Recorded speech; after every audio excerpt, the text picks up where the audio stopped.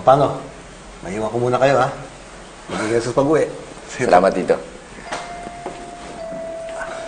Brad, mabuti pa uwi na ako para makapag-pahinga ka rin. Sige. Salamat. Ingat, ha? Wax. May favor ako sa'yo. Sige, kahit ano. Pwede ba huwag ka magsalita kay Diana tungkol sa sakit ko? Ayoko malaman niya. Bakit naman? Dahil mahal ko siya. Ayoko ko siya nasasaktan. Brad, kung ganun, bakit mo kailangang ipagdamot kay Diana yung dapat niya malaman? Kung mahal mo talaga siya, dapat honest ka sa kanya. Because in love, don't only share happiness. You also share the truth, no matter how painful it can be.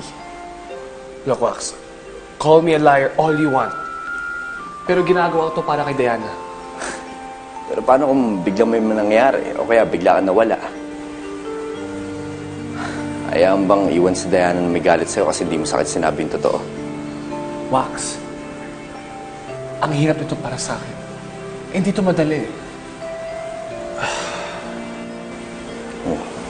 Yun ang problema. Alam mo, dapat maging matapang ka pa eh. Kasi ngayon, dalawa na kami dito, Rafa lang kakapi mo. Ayaw ba matagdag si Diana? Tama ka, Wax. Sasabihin ko na kay Diana.